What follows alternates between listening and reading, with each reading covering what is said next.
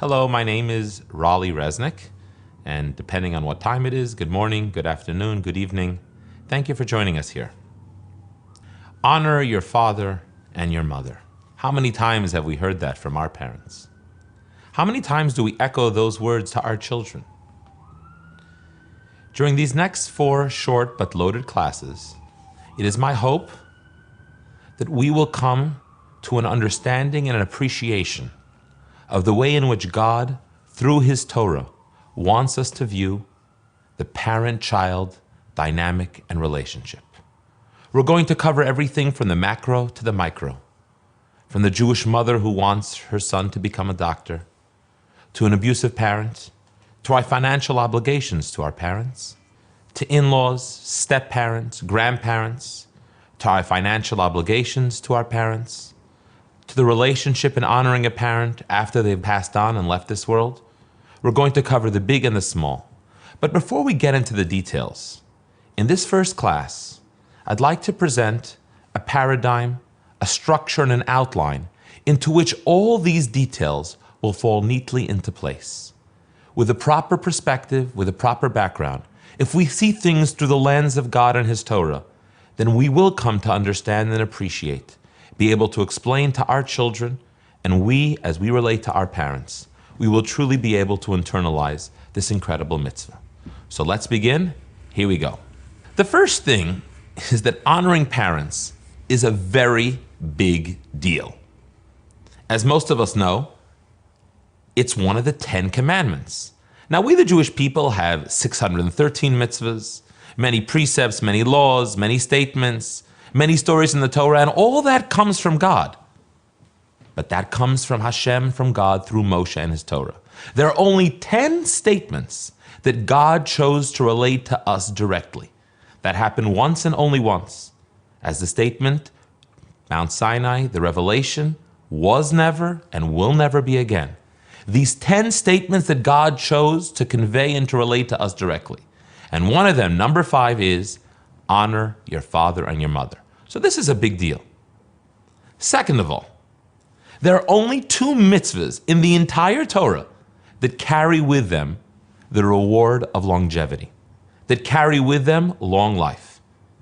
In fact, the other one, you might know, there's a mitzvah that if you want to take the eggs from its mother's nest, you have to shoo away the mother bird first. The Torah says you will have a long life for fulfilling that mitzvah. And the other mitzvah is honoring your father and mother. There are only 2 mitzvahs. And lastly, the Talmud in Bava Metzia makes an incredible statement. It says that we would have thought that honoring parents is so important that it would override all the other precepts and the mitzvahs of the Torah. That's right, the Talmud says that were it not for a sentence of the Torah, we would think that if your father needs you to fry an egg for him on the Shabbos, on Shabbat he needs you to fry an egg for him, we would think that honoring parents overrides and is of greater importance than keeping the other precepts, the other mitzvahs of the Torah. We'll get to that in class number 3. But this is a big deal. What is it? Why? Why is it such a big deal? Why is it one of the 10 commandments? Why does it carry with it the reward of longevity and long life? Why is it that the very first part of the oral Torah that each and every Jew says every day after we recite the blessings of the Torah, we say, Elu dvarim she'adam ochel peroteim ba'olam hazeh v'hakeren kayemet olam haba. These are the matters for which we earn the fruit in this world. But the true content is in the world to come. We will benefit in this world and in the next for honoring our parents. Why is it that we would have thought that honoring parents supersedes, overrides, and is more important than the other mitzvahs of the Torah? It's no secret that perhaps one of the greatest differences between these past few decades and the centuries before is the way in which children treat their parents. I recently heard a story from a rabbi in the Midwest. He says the following story. He says it was a few weeks before his father was passing away, and his father calls him to his bed and says, I want to tell you something. He says, I want to tell you that I used to have a twin brother. The rabbi never heard about this, never knew that his father had a twin brother, and he's trying to understand exactly his father's entire family. was killed in the war. And he asks his father, did he go to the yeshiva with you as you were a Talmudic student? He says, no. He says, so when did your brother pass away? When did your twin brother pass? He says, I don't know. I never met him. So he asks him, so how do you know you had a twin brother? He says, well, before the war, I was rummaging through my father's books, and I opened a book, and I saw there on the front page that my father had inscribed Todah Lakel, thank you, God. He wrote the names of his children and the days that they were born. And I saw that there was a name of another boy born on my birthday. So naturally, the father asks the obvious question. Why didn't you ask your father what happened to him? And his father responded as follows in Yiddish. Frag a tate? Ask a father? Ask a father? You don't ask a father. If a father tells, you know. And if he doesn't tell you, you don't ask. Now, we're quite a distance from that. But it's something that in the not so distant past was the normal way of relating to our parents. In fact, in the Torah itself, there's a very similar story. At the end of the first book of the Torah, our father, Yaakov, Jacob, is in Egypt. He's passing away. And he calls his son Yosef, he calls his son over, who's running the country at the time. And he says to him, please promise me that when I pass away, you will bury me with my father and mother back in Israel and Hebron, Yitzchak and Rivka, Isaac and Rebekah, with my grandfather, with Abraham and Sarah, with Abraham and Sarah. And then all of a sudden his father goes on a tangent and says, and I want you to know something, my son Yosef, that when your mother, when my beloved wife Rachel passed away, I didn't bury her in Hebron. And he explains to his son why it was that he did not bury his mother, Yosef's mother, his beloved wife Rachel, why he didn't bury her in Hebron. And Rashi, the French commentator who takes us through the Torah, he says, why all of a sudden does Jacob bring up Yosef's mother? And he says as follows, because he told his son Yosef, I know that for the past 6 decades or so, ever since your mother's passed away, you've been bothered by this question. You've wanted to know, why wasn't my mother buried with Abraham and Sarah, with Yitzchak and Rivka? And I want to tell this to you to put you at ease so that you understand. That means for all these decades, Yosef didn't ask his father. You don't ask a father. This distance is separation. This is central to Judaism, but why? Why is this one of the 10 commandments? Why is this so important? Why do we have long life for this? Why would we think it would supersede the other mitzvahs? And today I'd like to offer some general principles that I think will give us a true appreciation and understanding of this mitzvah and will allow us to incorporate it in our lives. Will make it easier for us to relay this to our children and the way we relate to our parents. So let us begin. You can follow along with us underneath the video. There is a button for the source sheet, and you can click for the PDF, and you can follow along with us. And we're going to begin with a book called the Sefer HaChinuch. It was published for the first time in the 13th century in Spain. Its author is unknown, and it goes through the 613 mitzvahs. It goes through them, explaining, outlining their details, giving us some of the background, and really giving us the foundation, the lesson, the message that is woven within each mitzvah. And this is what he writes. You can follow along. I'll read it in the English. He writes, from the roots of this commandment, it is that it is fitting for a person to acknowledge and to return kindness to people who are good to him, and not to be an ungrateful scoundrel, because that is a bad and repulsive attribute before God and people. So first of all, it teaches us reciprocity. It teaches us to be grateful and to acknowledge those who have done good for us. And then, and you can read through it, but then as we go towards the end, he says, and once he fixes this idea in his soul, he will move up from it to recognize the good of God, blessed be he, who is the cause and the cause of all his ancestors until the first man, Adam. and that he took him out into the world's air and fulfilled his needs every day, and made his strong body and able to stand, and give him a mind that knows and learns. In other words, the chinuch is telling us that honoring parents carries with it the way that we learn how to honor God. The way that we honor our parents, we appreciate what they gave us. In fact, they gave us the greatest thing we have, our lives. We owe everything to them, literally. If you become a parent yourself, then you appreciate all the other things that they did for us. Took care of us in our younger years, clothed us, fed us, etc., gave us our education. But they gave us all that we have. Appreciating that allows us to then appreciate the Creator, blessed be He, who gave us everything we have. And it's sometimes uncomfortable to acknowledge that, because then we have to feel beholden to something outside ourselves. Many of us would like to think we are self-made man. I'm a self-made man and I worship my Creator. But this mitzvah tells us that no, life didn't begin with us. Life didn't begin with our parents. We are part of something which is much greater.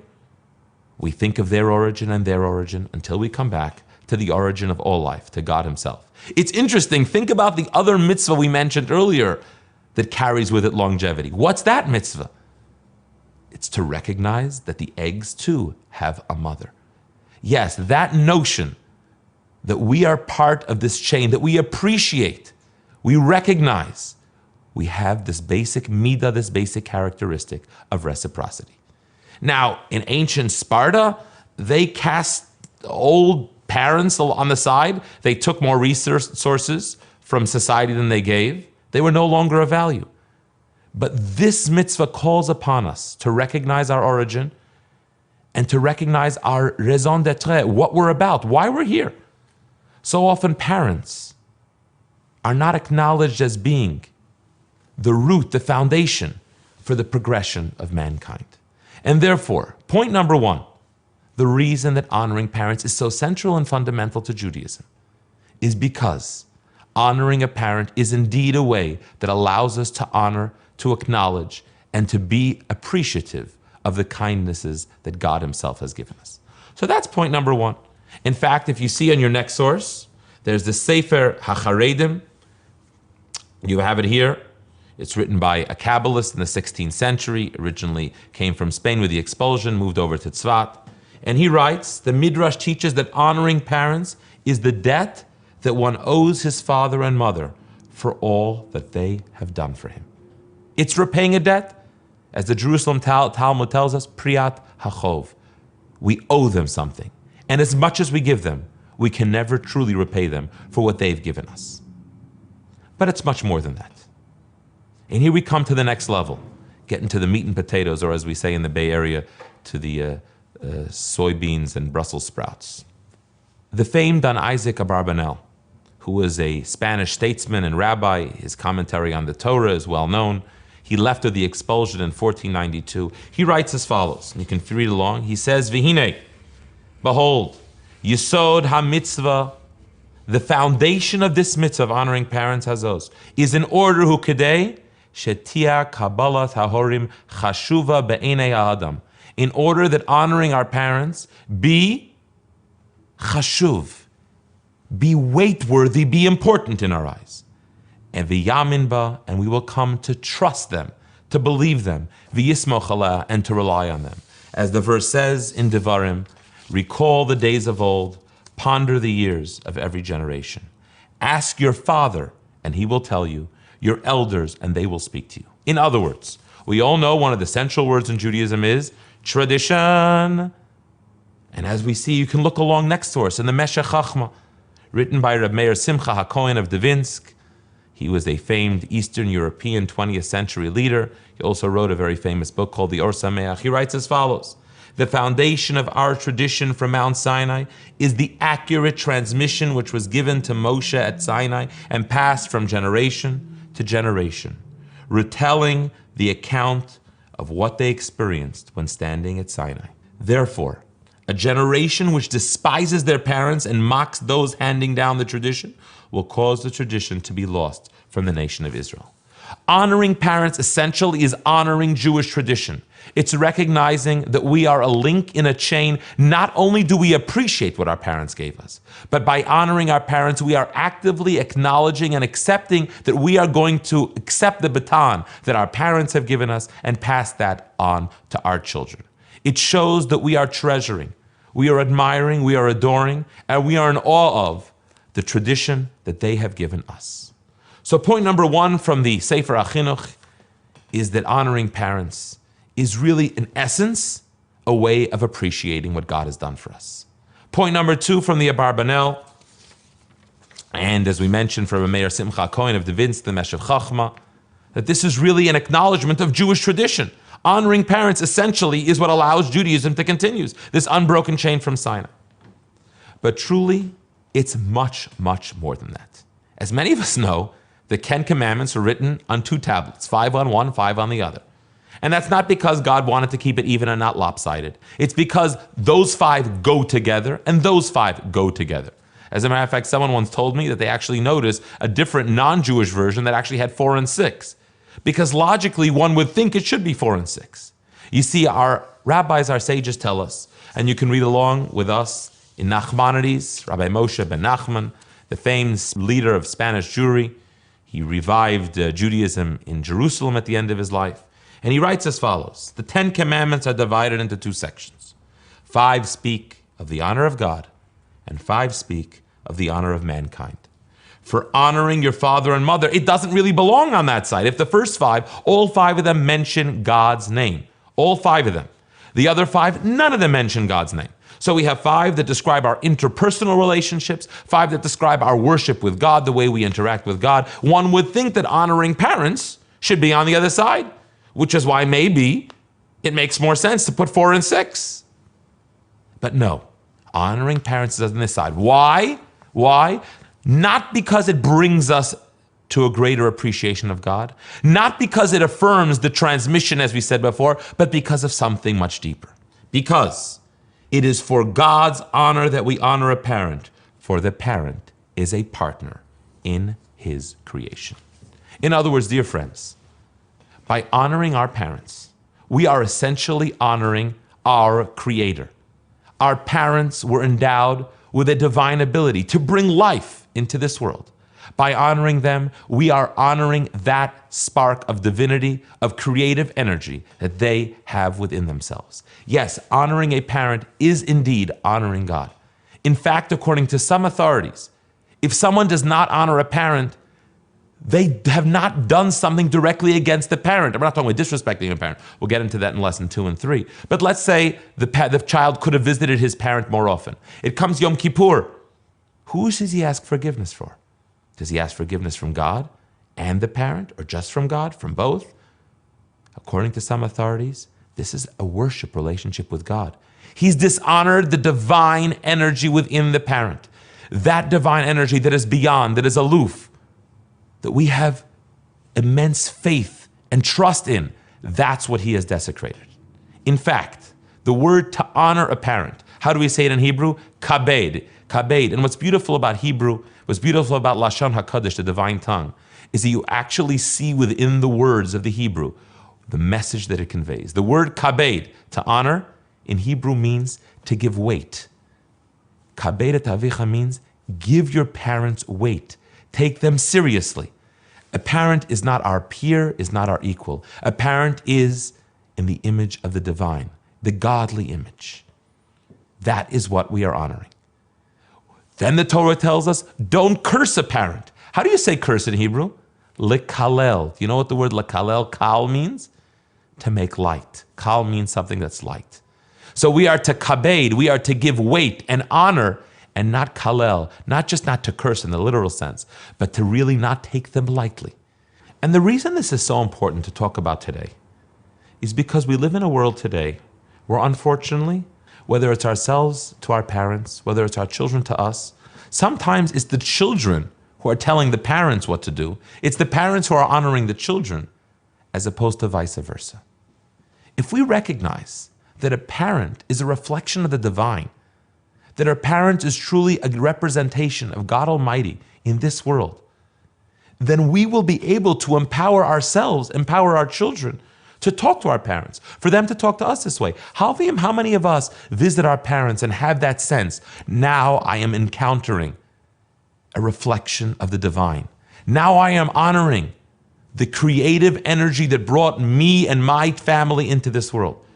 If we can bring that notion into our lives, into the lives of our children, then we can change the paradigm. We can have a paradigm shift. We can truly, one by one, change the focus and bring society up so that we don't see each generation as further and further away. In fact, if you look at the actual words of the Torah, it tells us, Leman ya'arichun yamecha. When you honor parents, your days will be lengthened. As the famed Or HaChaim, the commentator on the Torah, points out, it doesn't say, in order that I, God, will lengthen your years. Honoring parents essentially, innately, provides an atmosphere within society, within ourselves, that's more harmonious. It links generations. It essentially, innately lengthens lives, lengthens our years. It creates a society that we can function together. Your days will be lengthened. A society and a world in which children respect parents is a healthy society. It's a society that can progress, that can work together. And that's why this is so important today. Because if we can, from this course, just move a little bit forward, move a little bit up, be more sensitive, be more cognizant, recognize who our parents are, the pedestal that they ought to be on, then we will genuinely have a greater, longer, and better life for ourselves as individuals and for society as a whole. And in this way, when we frame it in this way, now we can move on to understanding the particulars, the details, the responsibilities, the do's and the don'ts of our relationships with our parents. And when we do this, the ultimate fruition of this will come with the coming of Mashiach. As the prophets tell us, Hinei anochi shaleach lachem, I'm sending you at Eliyahu Hanavi. Before Mashiach comes, the prophet will come. Elijah the prophet will come. What's he going to do? V'heshiv lev avot abanim. He's going to bring the hearts of parents and children together. He's going to bring the hearts of parents and children and parents to oneness, so that we truly do have this universal acceptance, this appreciation, feeling that we're part of this chain, but moreover, actually recognizing the divine energy within ourselves, within our parents, that is universal, that's wholesome within all of creation. Next week, join us for class number 2, and we will actually begin to delve in to the particulars of this mitzvah. Thank you so much. Please continue the conversation with us on Facebook. Throughout, we'll try our best to answer your questions and to keep our conversation going. Thank you so much.